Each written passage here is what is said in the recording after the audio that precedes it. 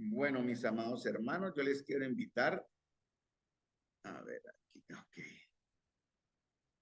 Les quiero invitar a que vayamos a la escritura. Vamos a Marcos capítulo 6. Estoy aquí cerrando aplicaciones que me pueden ralentizar el Zoom y no quiero perder conectividad con ustedes. Muy bien. Vamos a Marcos capítulo 6. Disculpen. Abrimos acá.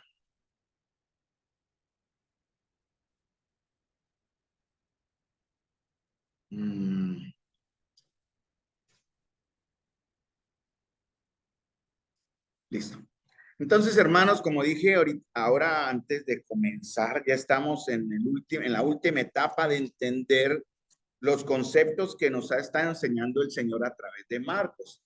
Marcos, el enfoque que vimos o que empezamos a ver a partir del capítulo 6, es la manera práctica en la cual el Señor ya foguea, digamos así, prueba la fe de sus discípulos. Y en cierta manera es lo que el Señor continuamente estará haciendo con nosotros, de probar nuestra fe, de probar nuestra devoción, de probar también la intención de nuestros corazones cuando estamos cerca de Él. Recuerde que el Señor Jesús está hablándole a sus discípulos, en verdad. Y como dice aquí en el verso 7, donde vamos, 7 en adelante, donde comenzamos esta bella historia, el Señor llama a un grupo especial de personas, en este caso 12. Después, más adelante, en Lucas capítulo 10, llama a 70. Ya había enviado otros 70, pero vuelve a enviar nuevamente 70 más. Seguramente los dos irían en ese nuevo grupo, hombres y mujeres, sirviendo al Señor de una manera directa y con un tema específico. Y en realidad el tema era el verso 12, Marcos 6, y saliendo predicaban que los hombres se arrepintiesen, ¿no? Ese es el tema principal, hermano.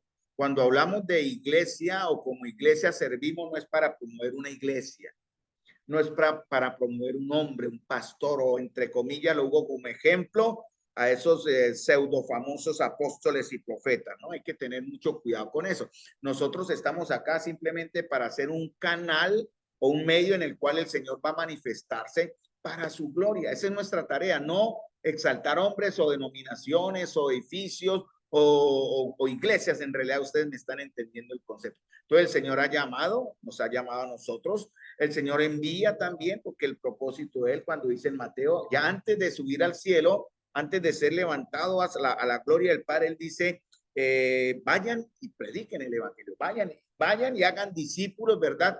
Para saber si son discípulos o que son creyentes, son bautizándolos, ¿no? Bautícenlos en el nombre del Padre. Y luego, ¿qué? Tráiganos a la iglesia, dice, y enséñeles que guarden todas estas cosas. Porque en verdad, hermanos, nuestro crecimiento como discípulos, ahora creyentes del Señor, es en el área, en el ámbito de la iglesia local. Para eso, obviamente, el bautismo, que muchos de ustedes lo tienen ya en sus vidas como un hecho, es un testimonio público de nuestra fe, cambio interior hacia afuera, pero también del compromiso visible delante de Dios, no delante de los hombres, de ser parte de una asamblea local con una membresía. Ese es el término que se usa en realidad, aunque el término no está directamente en la palabra, pero tiene que ver con ser miembro, de ahí viene la palabra membresía. Por eso tenemos el tablerito acá que está para completar con las familias nuevas que se han incluido en la comunión. Gloria sea al Señor por ellos y por todos nosotros. La gloria sea para el Señor, porque así tenemos una forma real de ver a quién, por quiénes orar y también con quiénes servir. El Señor respalda, por eso el Señor envía de dos en dos, ¿verdad? Y no solamente los envía para darse apoyo. Vimos unos textos en Eclesiastés, andando, Amós también lo dice, andarán dos juntos si no están de acuerdo. El propósito es, el objetivo es, vamos, por ejemplo, sé que hay hermanas y hermanos que están de una manera no visible, pero lo están haciendo visitando enfermos y haciendo diversas actividades para gloria de Dios. Los he escuchado y conozco. Y es bueno porque a partir de cuando terminemos este concepto de Marcos, ya sea el próximo jueves o ya es, no, este no alcanzo, pero el próximo jueves sí, ya de pronto rematamos, terminamos. Vamos a entrar de una manera práctica, hermanos míos, a vivir estos conceptos que acabamos de aprender. Y la única manera de vivirlos de manera práctica, hermanos míos, es que ustedes tengan ya su compañero para trabajo. Espero lo tengan, porque ahora sí voy a empezar a preguntar en el amor del Señor y con todo respeto. Voy a preguntarles porque eso me motiva a mí y a la vez nos permite organizar o organizarnos para servir al Señor. Y hay varias actividades, pero primeramente necesitamos saber quiénes son los grupos para comenzar a enviarlos. El Señor primeramente apartó, organizó y después envió. Él no dijo, en el camino cuadren.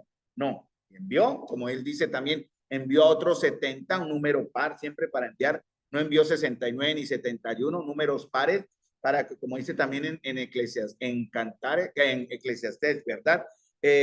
Cordón de tres dobleces no se rompe pronto, si el uno cayera, el otro levantará. Y ese concepto también tiene que ver con la unidad en el servicio. También les da y le respalda con la autoridad. La autoridad, hasta ahí donde vamos más o menos entendiendo y comprendiendo la autoridad que tenemos, hermanos, porque vamos en el nombre del Rey de Reyes. Como dije, no vamos en el nombre de denominación, no vamos en el nombre del pastor, del anciano, del líder, de no, hermano, vamos en el nombre del Señor. Y para eso necesitamos estar seguros 100%, yo sé que ustedes en su fe lo tienen, mis amados hermanos, de que el Señor nos va a respaldar. Por eso vamos en su autoridad, en su autoridad. Él les entregó autoridad, no poder, ¿no? Entonces quiero recalcar eso. Algunos exaltan que no, que en el nombre, que tienen poder, obviamente el nombre de Jesús es poder, ni más faltaba, pero no es el poder nuestro, es el poder del Señor. Y para eso estamos viendo unos versos o un texto en Efesios, que fue donde quedamos. Pablo habla del poder de Dios que ya está en nosotros. En el momento de creer, en Efesios capítulo 1, versículo 13, 14, dice que habiendo creído en él, ¿verdad? En Efesios 1, 14 dice, en él también vosotros, 13 y 14, perdón, habiendo oído la palabra de verdad, el evangelio de vuestra salvación, y habiendo creído en él, fuisteis sellados. Cuando dice sellados, significa que el Espíritu de Dios, como dice en 1 Corintios 12, 13, entra a morar en el nuevo nacimiento, como vemos en Juan capítulo 3, en nosotros, hermanos, llegamos a ser un templo del Señor, y por eso viene el concepto de Pablo más adelante en Efesios 3, en Efesios, perdón, 2:21 y 22, donde el edificio va creciendo y llegamos cada día a ser, dice, para llegar a ser, va creciendo para ser un templo santo en el Señor. Mire, hermano, nuestro crecimiento se va a ver reflejado en nuestra santidad. Entre menos santos seamos, más niños somos. Por eso en la iglesia hay que luchar con los que son niños, con los que aún están luchando con sus celos, con sus envidias, con sus diferencias, con sus cuestiones de carácter, de temperamento. Y tenemos que llegar, no podemos tener contentos a todo el mundo, pero sí llevarlos en la humildad de Cristo, como dice en 1 Corintios capítulo 10, creo, 2 Corintios 10, llevando todo argumento, ¿verdad? Las armas de nuestra milicia no son carnales, sino poderosas en Dios. Fácil sería generar aquí una dictadura espiritual y de que el pastor o el anciano ordene, mande y ejecute. No es así, hermanos, debe ser de manera voluntaria el servicio y a la vez el amor y la comunión que debemos tener los unos a los otros. Y hermanos, como estoy diciendo, todo eso depende de la forma o de la manera en que permitamos que el poder de Dios actúe a través de nosotros. En Efesios 6:10 vimos hasta el jueves anterior, hermanos míos, fortaleceos o sean fortalecidos en el Señor. La única manera de ser fortalecidos en el Señor es con las herramientas o la manera de Dios, no a mi manera. Usted no es fortalecido en Dios por otros medios, a excepción de los que están en la Biblia. Los medios que están en la Biblia para ser fortalecidos es la oración individual, obviamente, pero también la oración como iglesia. Somos fortalecidos también no solamente en su devoción personal, su edificación personal, sino en nuestra edificación como iglesia. Por eso entregamos la instrucción bíblica que los pastores o los maestros tenemos la responsabilidad de dar hacia ustedes. No somos perfectos, en algún momento nos equivocaremos, pero la que no se equivoque es la escritura. Por eso, ante cualquier duda, hay cosas, hermanos, en nuestro conocimiento que son exhortables o son perdonables. Me explico. Cuando decimos que hay cosas que son perdonables o exhortables, tiene que ver con perdonables es déjalas pasar, que en realidad no van a cambiar o no deben cambiar porque no afectan la línea principal de nuestra doctrina y a la persona del Señor Jesús. Por ejemplo, cosas que son muy secundarias, ¿de qué color van a ser las sillas? Puede surgir un problema en la iglesia, porque si algunos dicen, no, que queremos blancas y los otros que las queremos grises, entonces puede en verdad surgir un problema. Eso pasaba en Corintios, que tenían unas situaciones, una serie de situaciones muy personales como iglesia, y era tan tremendo que incluso se esperaban al fin de semana para denunciarse ante las autoridades. Entonces iba el hermano y denunciaba al otro por X o Y circunstancia o diferencia, ¿no? Hay cosas que son perdonables en el carácter hacia nuestros hermanos, en nuestra comunión, en nuestros errores o fallas como hermanos, es perdonable. Pero cuando es exhortable, hermano, es lo que tiene que ver con el pecado o doctrina, ¿no? Eso es lo exhortable, porque la exhortación es: si tu hermano peca contra ti, ve y exhórtale, ¿no? Ayúdale, anímale, y también lleguen los dos a un perdón, en realidad si es algo personal, o a una corrección si es algo doctrinal. Pero hermanos, es la única manera de fortalecer, ¿no? Se puede recibir edificación donde desee, ¿cierto? Pero la verdadera edificación es en el cuerpo local donde usted está comprometido. Por eso dice en Efesios 6:11, revestidos o vistas con la armadura de Dios. ¿Por qué? Porque ya tenemos una vestidura, la Biblia la llama vestidura de salvación, ¿no? Eso es literal, ¿no? Aunque tengamos ropaje humano, espiritualmente tenemos ya un ropaje espiritual. Entonces, hermanos, tenemos que ir preparándonos en oración, eso se hace en la iglesia. Segundo, en conocimiento y sabiduría, eso se hace en la iglesia. Y tercero, en consagración, y eso se hace de una manera cuando los hermanos todos partamos a ejercer los diversos trabajos o servicios que el Señor nos va a permitir practicar para adquirir madurez, ya sea de manera local o de manera externa, ya sea reuniéndonos en parque, programando escuelas vacacionales para niños, donde van a entrar a funcionar dones de todas las damitas presentes y también de los jóvenes o caballeros que quieran involucrarse en este aspecto de ser maestros, también puede ser afuera, y también visitación enfermo, visitas. Bueno, yo les tengo ya en la voluntad del Señor, estamos orando y vamos a empezar a partir de cuando sea el momento con los grupos, una competencia. Voy a usar el término con mucho respeto, ¿no? Obviamente. Es como una carrera. Pablo decía, no, tengo en la meta algo, tengo la meta adelante, entonces yo voy hacia la meta y me abstengo y me sacrifico. Bueno, hermanos, como iglesia, yo les quiero invitar, vamos a iniciar un tiempo de lectura de la Biblia, ¿sí? Vamos a leer la Biblia, toda la iglesia. No sé en cuánto tiempo gastaremos, pero eso lo van a hacer los grupos, los grupos. Yo les explico después, pero la idea es que en un tiempo que el Señor permita, toda la iglesia habrá leído la Biblia en grupos. ¿Sí me entienden la idea? Entonces, vamos a ver cómo llegamos a ese aspecto, porque eso tiene que ver con nuestro crecimiento también. Y van a haber un premio, sí, no es malo decirlo. Yo les tengo un premio a los grupos o a los dos hermanos que lleguen primero a la meta. Ya les diré cómo es, pero vayan orando y vayan preparándose. Busquen su compañero porque los voy a preguntar. Y no quiero que pasen la pena. Yo no me voy a enojar si usted no lo tiene, pero usted puede pasar la pena y tener que reconocer ante los demás hermanos que no le interesó o no buscó o simplemente no quiere hacerlo. Y está bien, pero no es lo que el Señor en verdad busca, que nosotros como iglesia de esa manera como que estemos de brazos caídos. Hay que actuar y para eso necesitamos el ánimo los unos a los otros. Pablo pedía tres cosas en oración en Efesios, capítulo 1, versículo 17 al 23, ¿no? Sabiduría, entendimiento y en el conocimiento de él. Está en el verso 17 de Efesios 1:17. También entiendan la esperanza. O sea, ¿cuál es la esperanza a la cual él nos ha llamado? ¿Cuál es la esperanza? Estar aquí en este mundo, matarnos en lo bueno, lo humanamente, lo humano nos exige responsabilidades. Hermanos, pero el Señor dice, hagan tesoros donde los ladrones no roben, donde el orín y no se corrompa, ¿no? ¿Dónde están nuestros tesoros, hermanos? En el cielo, pero los trabajamos acá para recibir recompensa en gloria, hermanos. ¿Y cuál es la otra gloriosa esperanza? La salvación, hermanos, que esperamos nosotros de parte del Señor. Y para eso debemos entenderlo, para eso necesitamos sabiduría espiritual y entendimiento en el conocimiento de Él. Y lo último que Él dice, entiendan la grandeza del poder de Dios para con nosotros y en nosotros. No sé ustedes cómo lo ven, hermanos. Algunos grupos lo han desviado hacia una práctica doctrinal que no es bíblica, y dejemos que el Señor juzgará. Ya no vamos a meternos, pero ya conociendo la verdad nosotros sabemos y entendemos cómo es que actúa el poder de Dios. ¿Dónde está ese poder de Dios? En nosotros. ¿Está actuando? Sí. ¿Se ve? Tal vez no.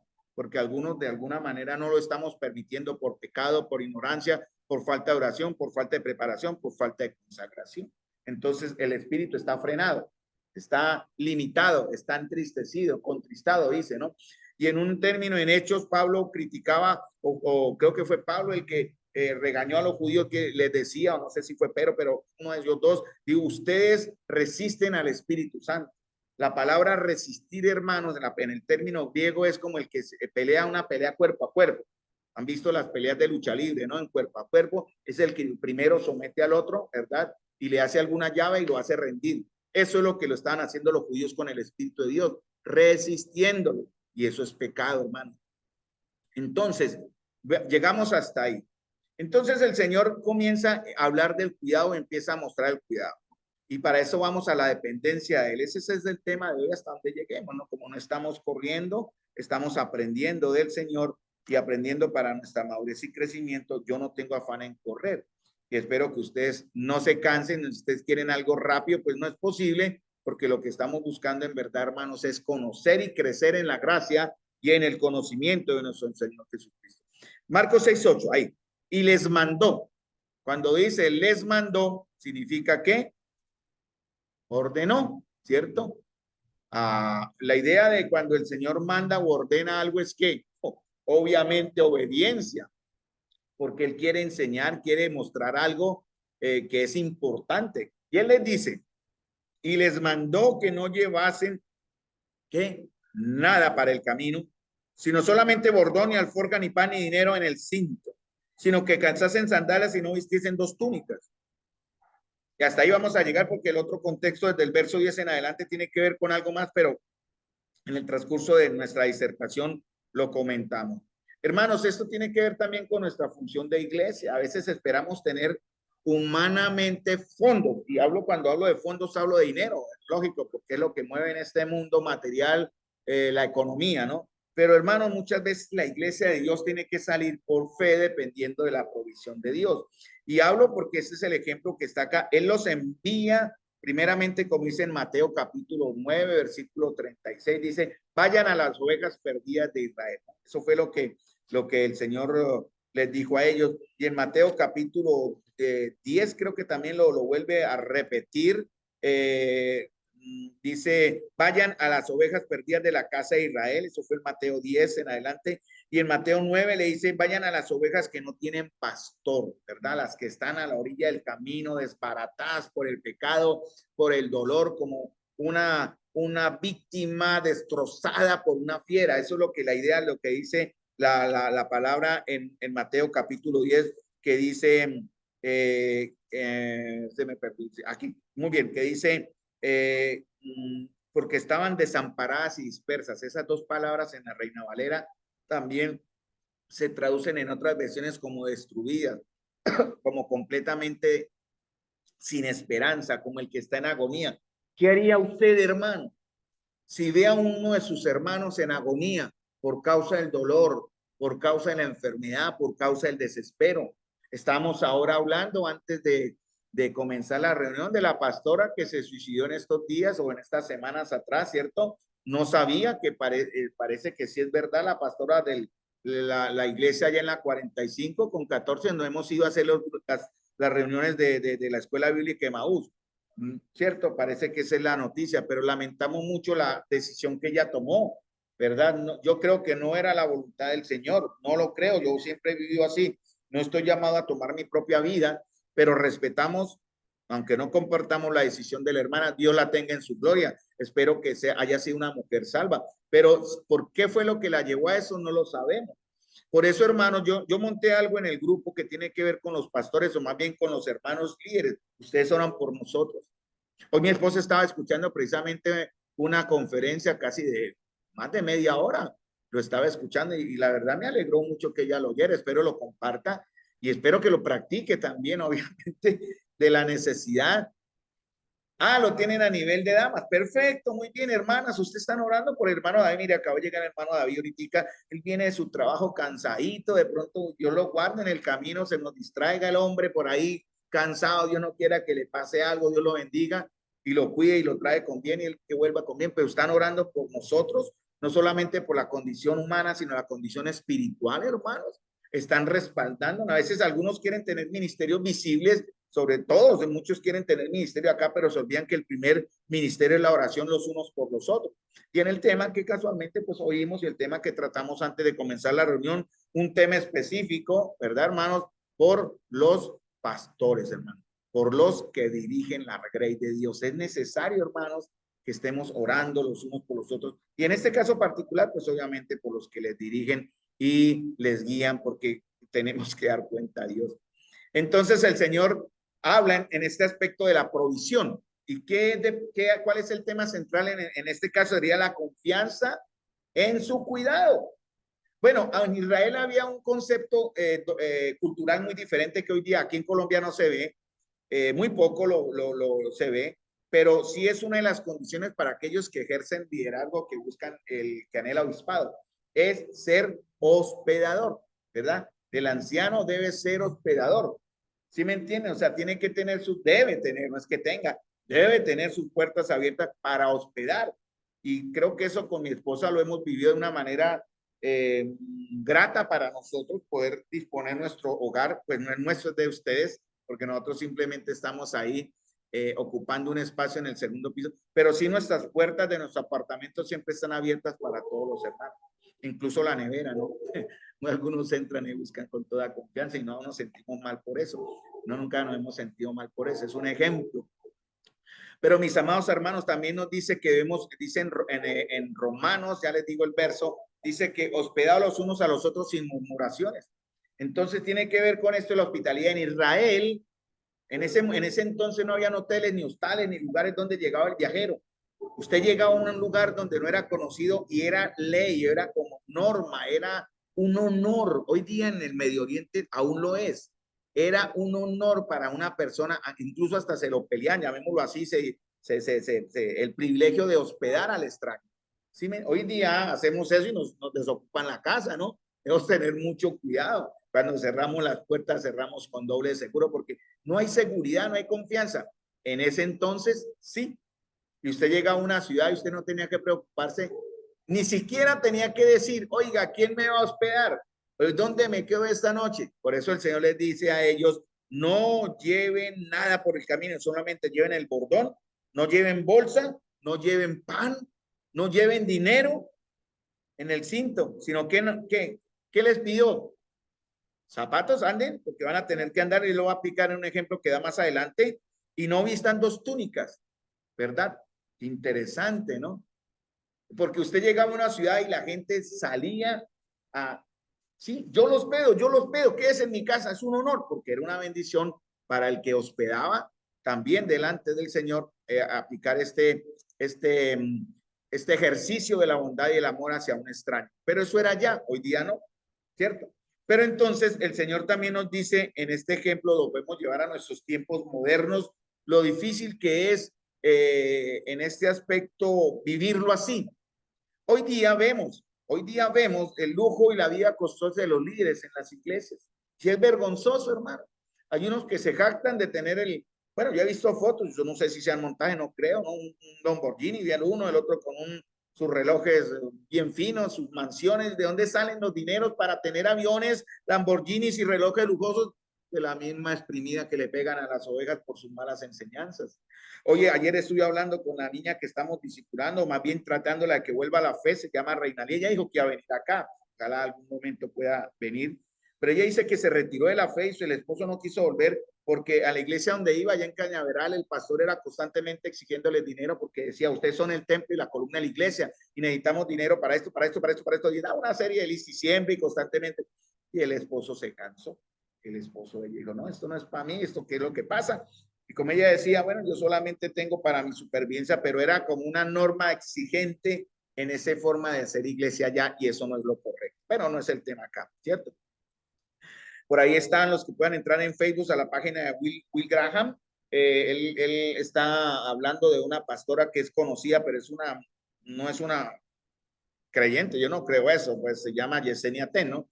Y esa señora ahorita está en unas correrías por allá en México y vea, hermanos, por 2 predicaciones vende puestos a varios cientos de dólares, puestos para escucharla, y ya supuestamente, según los cálculos, ya ganó más de ciento y tanto mil dólares.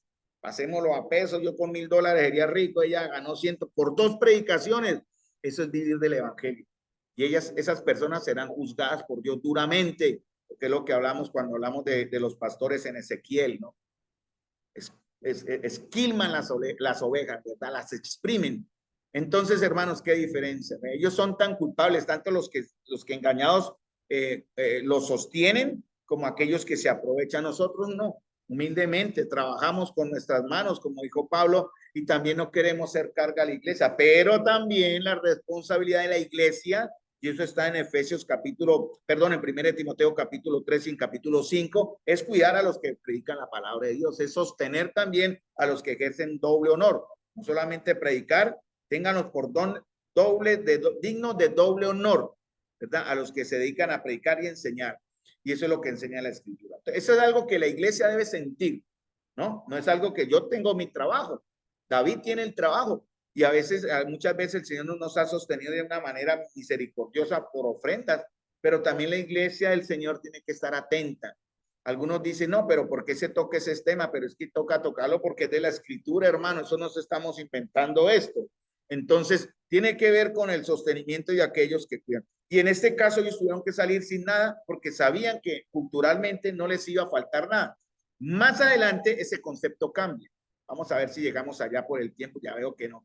Entonces los discípulos deberían mirar hacia arriba esperando que la provisión del Señor, ¿verdad? El suministro de lo necesario. Pero el Señor dijo, no lleven bolsa, lleven el palito, el bordón, ¿verdad? Para sostenerse en el camino, no lleven pan ni dinero en el cinto, imaginan ustedes.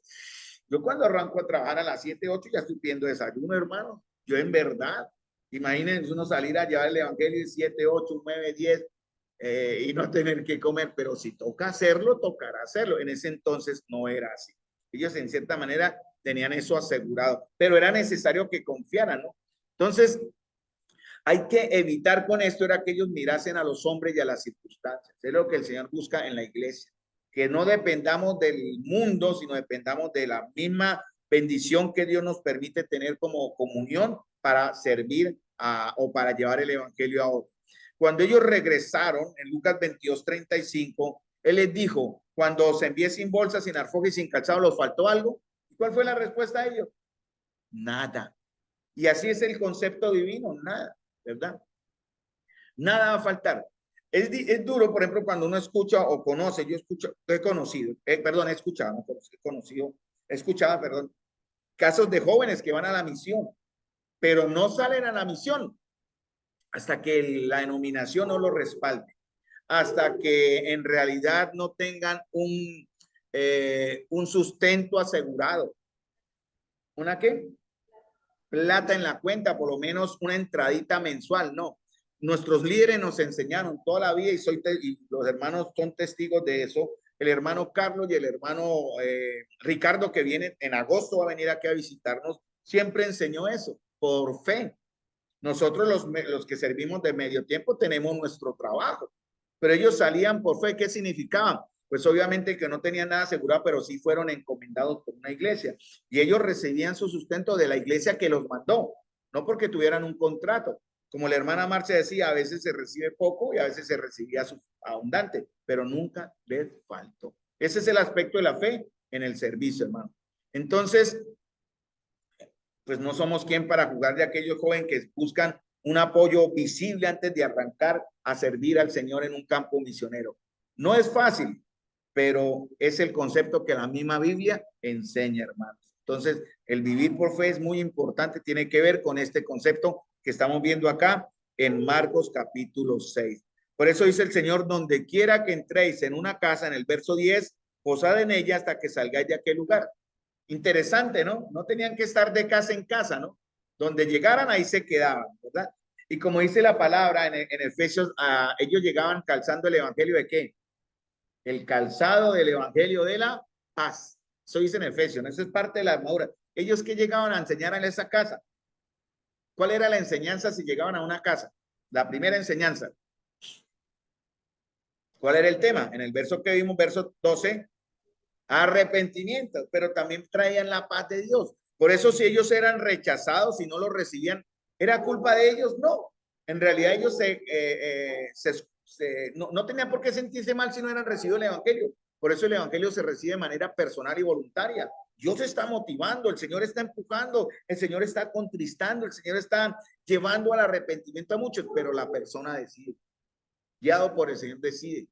Nadie va a poder decir en el día del juicio, a mí nadie me dijo, o yo, no, ahí va a estar el momento en que él va a entender que sí sintió dolor y vergüenza por su pecado, pero no quiso arrepentirse. ¿Y qué tenían que hacer los discípulos? Dice, salgan y sacudan el polvo que esté debajo de sus pies para testimonio de Dios. Eso era una costumbre que se hacía. Si no eran bien recibidos, ellos simplemente salían y sacudían el polvo de sus sandalias para testimonio. Y el Señor decía, de cierto digo que en el día del juicio será más tolerable el castigo para los de Sodoma y Gomorra que para aquella ciudad.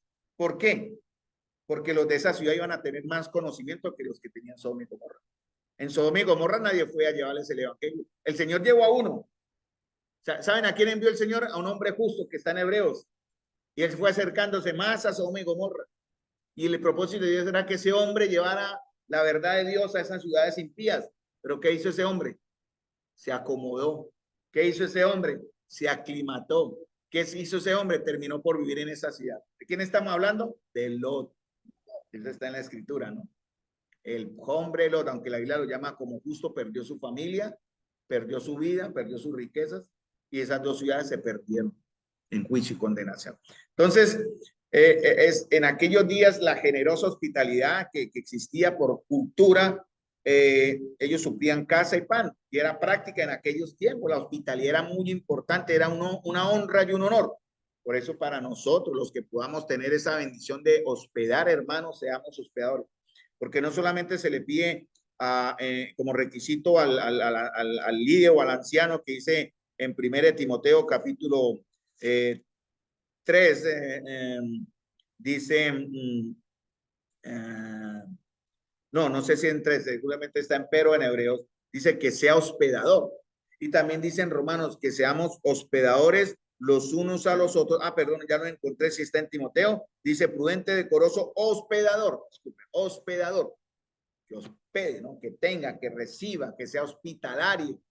La palabra hospitalario, ¿de dónde viene? De hospital. ¿Qué hace un hospital sana? Usted no recibe a alguien para hablar de política, venir a rajar de lo, no, es para llegar a un punto o hablar de las cosas de Dios, de los temas que edifican, no es como la idea. Por eso uno debe estar atento a recibir a aquellos que necesitan esta hospitalidad. Como en Israel, en esas tierras no habían hoteles, no habían hostales, no habían lugares donde llegar a escampar. Entonces, ellos tenían esa costumbre por norma y algo muy bonito. Hoy día aún se practica. Lamentamos que esta visión, en verdad, ya para terminar, hermano, se ha perdido en muchos países. Vemos que es cuando un hermano que es invitado a predicar, bueno, aquí no lo hacemos, casi siempre en el tercer piso hay un apartamento para los hermanos que vienen de paso, se quedan ahí. Pero bueno sería cuando viene alguien que los hermanos se pelearan, el gozo y la bendición de poder hospedar a alguien, no tener que decirle o insinuarle. Y muchos lo han dicho de frente, no, yo no recibo a nadie. ¿Por qué? Porque desafortunadamente algunos de estos hermanos no han sido sabios, ¿no? Y han sido un poquito exigentes, ¿no?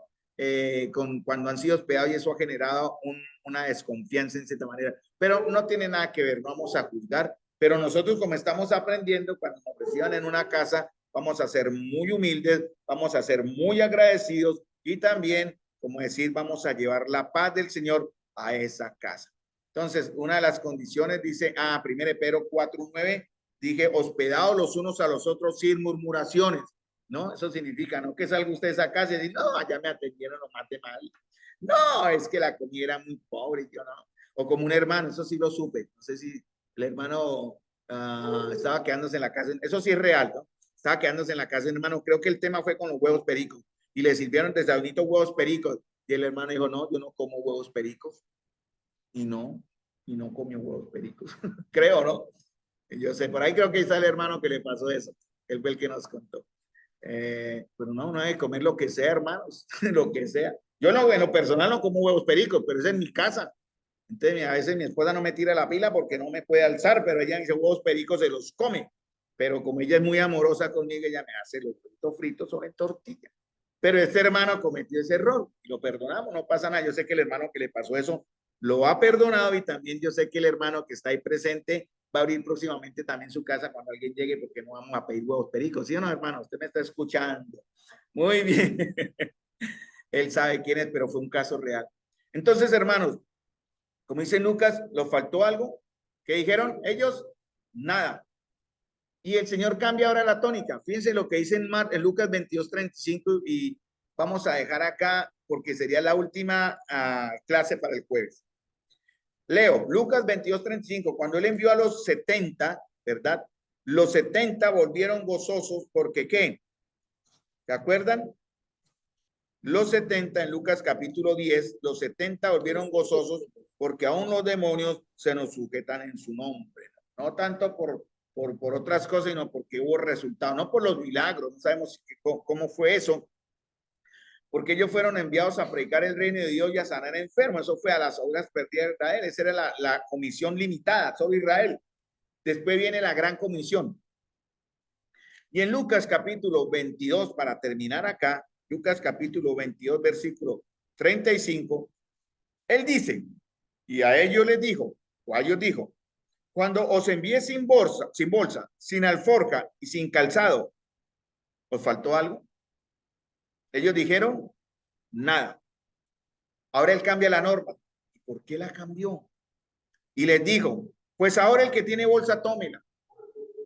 Y también la alforja. Y el que no tiene espada, venda su capa y compre una. Porque os digo que es necesario que se cumpla todavía en mí aquello que está escrito. Y fue contado con los inicuos, porque lo que está escrito de mí tiene cumplimiento. Entonces ellos dijeron, Señor, aquí hay 2 espadas. Y él les dijo, basta. Lo enojaron, porque no entendieron.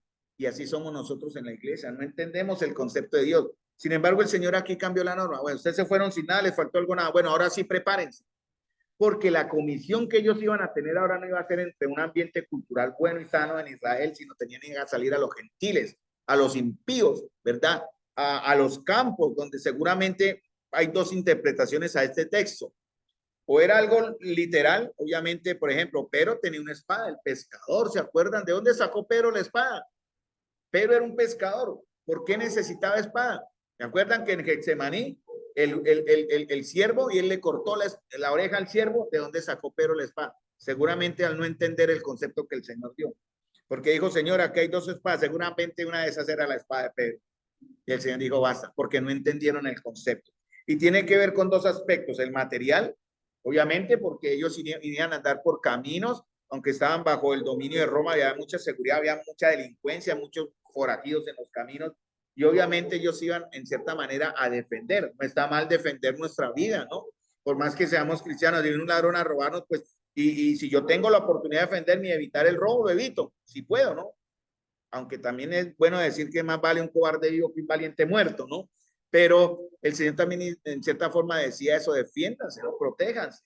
Es una manera de verlo. Pero la otra tiene que ver con el aspecto espiritual. Eso lo vamos a ver el próximo jueves para terminar ya el estudio de Marcos capítulo 6. Porque ahora empezaría la comisión, la gran comisión de Mateo 28. Vayan a todas las naciones. Y ellos tenían que ir por caminos, por lugares lejos, sin protección, y no podían pedir ahora como volvieron después de 30 años. Qué vergüenza, hermanos, para este gobierno impío que tenemos, tener ahora que salir viajar escoltados otra vez. Hace 30 años no podíamos salir a Río Negro porque habían pescas milagrosas y bueno, llegó la seguridad que el gobierno que estaba en ese entonces trabajó y diseñó y funcionó y volvió la seguridad al país. Hoy día estamos otra vez hacia atrás de nuevo y están armándose caravanas. Si usted quiere ir a la costa o a algún lado o a algunos sitios donde la guerrilla está molestando, hay caravanas donde el ejército, ¿ve? Hace unos días atrás quemaron algunos camiones. ¿Cuál fue la razón? Se desviaron de la caravana que les prestaba seguridad y la guerrilla los cogió y quemó varios camiones. Hasta ese grado hemos llegado. Entonces, hermanos, es prácticamente una manera como el Señor también habla de esto, ¿no? Algunos piensan que Jesús habla de espada en sentido figurado, pero no es tan figurado como es literal. Cojan la bolsa, ¿verdad? Cojan la capa y cojan la alforja, ¿verdad? La bolsa, la alforja y la capa, ¿no? La espada que Pedro usó para cortar la oreja de Malco no era figurada, ellos tenían espada.